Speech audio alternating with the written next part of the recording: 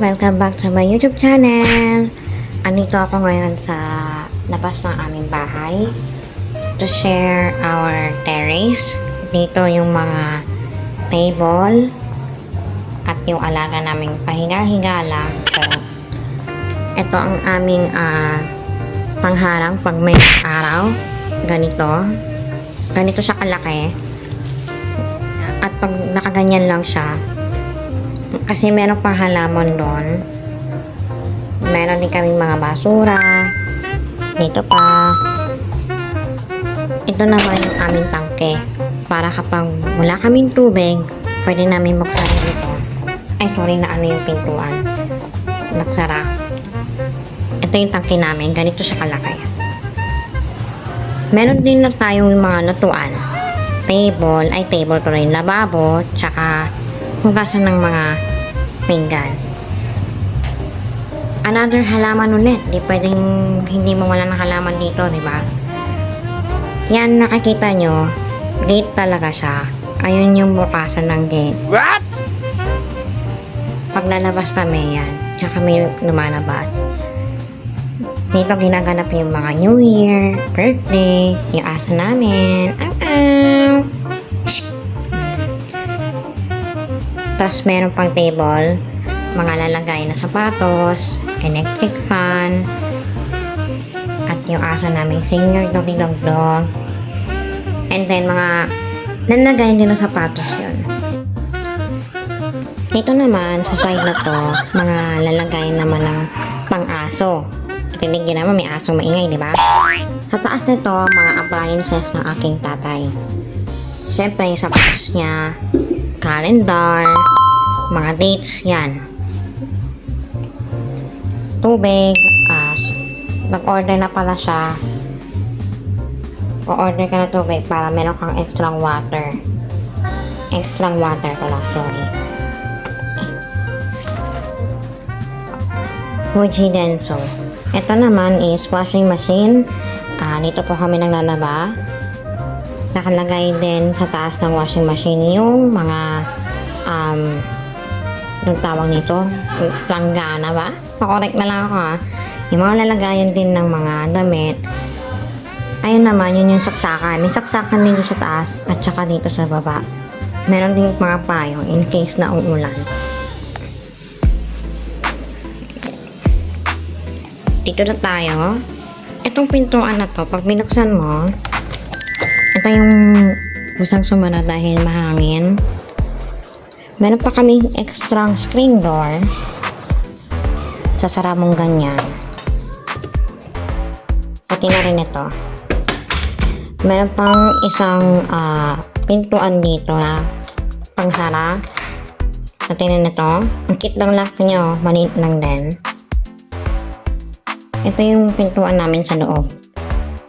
Meron din kaming mini fan. Seville Classics.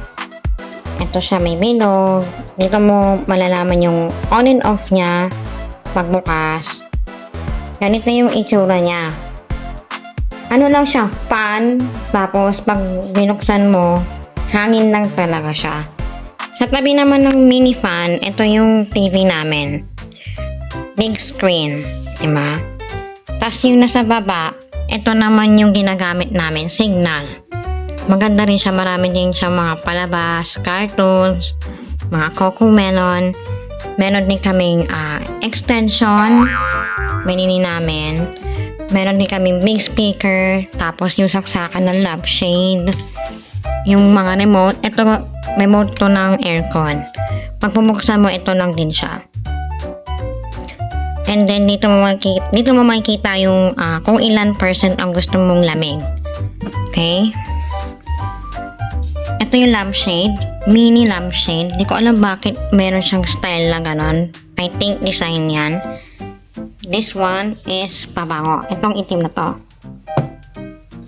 Tsaka yung mini box niya. Ang dami nga Meron ding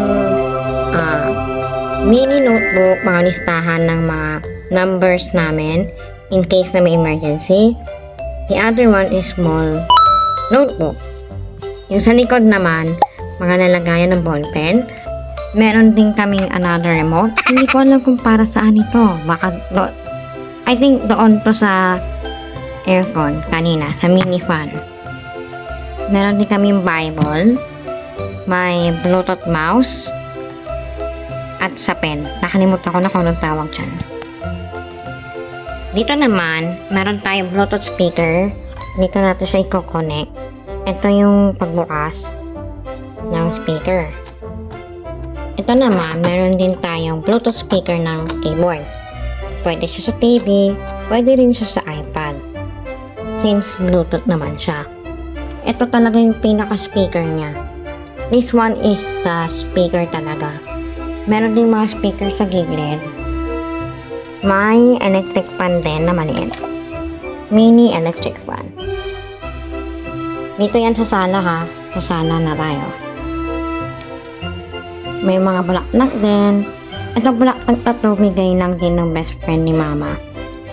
May Bluetooth, naka-open pa, iPad, pampunas ng salamin, may shock-shock, may mini supply pa sa papa ko ata yan. Remote ng TV pag gusto mo buksan. Sa baba may payong. Meron pang maliit na Bible dito. Binabasa ko rin ito minsan. May hairnet po pang wig.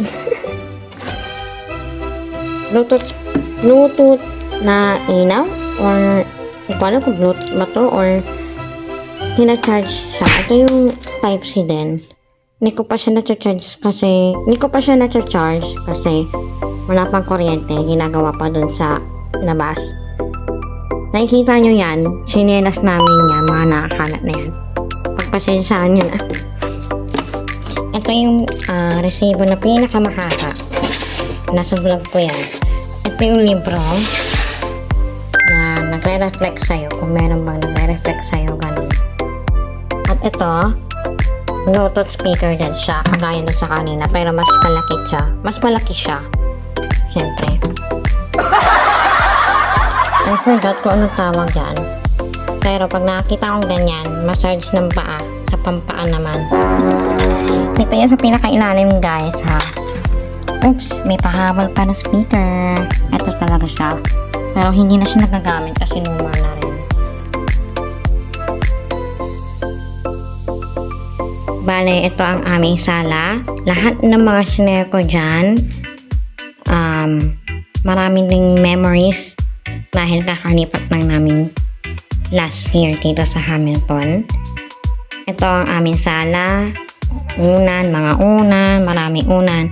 Magpasensyahan nyo na kung hindi namin na-arrange ng maayos dahil biglaan lamang ako nag-vlog. Yung salamin na yan, malaki talaga siya. Meron din tayong hagdanan papunta sa second floor. Tapos, may aircon, ilaw. May ilaw din sa gilid na yan. Pero hindi pa siya pwedeng galawin kasi nga ginagawa pa yung kuryente sa taas. Ay, sa taas tuloy, sa labas. Another one, meron pang ilaw.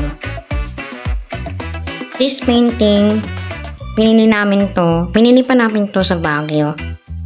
Maganda pa rin siya hanggang ngayon kasi syempre matibay. Baguio yun eh. Maganda yung painting niya guys. Bili na kayo. Ito naman orasan namin siya. Kahit mali yung orasan. The bar. The mini bar. Ito yung aming na mesa sa kusina. May mga papenta. Meron pang upuan, extra chair. May lababo. Ginagamit namin to dati pero ginawa na lang namin siyang lalagayan. Kasi marami naman ng lababo. Then, painting ng ate ko. Saka yung aking graduation pic. Ano ba yung mukhang yan? Oh no! Mga lalagayan ng pagkain. Kape. Hindi na kayo ng kape. Sarap. So nice. Mga lotion. Hindi pwedeng mamuna mga lotion na yan. Another wipes. Meron ding wipes dun sa kabila. Pero di ko na napakita. Meron din CR dito. Medyo madilim kasi wala pang ilaw. Naayos pa. Ito siya. Ayan ako. Anyang. Ito yung CR. sa baba. Dito naman yung mga lababo pang kusina din. Dito ako naghuhugas. Dito ko nilalagay yung mga tapos ko nang hugasan. Ito ang aming tubig. Mga lutuan. Lalagay ng mga gamot dito. Tsaka mga pagkain. Meron pa akong glutamin. Actually, iniinom ko to. Of course, hindi pwede mawala ang vitamins. Mga vitamins. Sa taas naman mga cabinet kung saan nilalagay nito yung mga tumbler, mga baso, mga pangluto. Pag binuksan mo mga baso, para mga pang-wine yan. Microwave ba to or oven? Itsura niya sa loob. Dito naman sa kabila, mga lalagayan ng tubig. Chopstick, pag gusto mong mag noodles. May mga initan din ng tubig. Ito siya pag nagkakape. Pag gusto mo magkape, lalagay ng kape. Pwede mo naman ilagay dito if you want. Nakalimutan ko na kung nagtawag dito, air fryer. Pwede mo rin ilagay yung mga ulam. Rice cooker. Dito po ako nagsasaing. Maniwala kayo sa hindi, dito po ako nagsasaing. Hindi pwedeng mamala ang basurahan. Meron dapat yan. And then, nalagayan ng baso. Diba? Sa baba, sa baba, meron din mga cabinet. Kung sa taas meron din dapat sa baba. Nakalagay naman dito yung mga baso, maliliit, mga kutsara, tinidor. Sara natin. Dito yung pangalawa, mga plato, mga bangkok, platito, mga plato, ganyan. Dito naman sa kamila, merong mga basura. Dito mo pwedeng itapon yung mga kalat mo, ganun. Saka may mga sabon din, pang laba, pang hugas.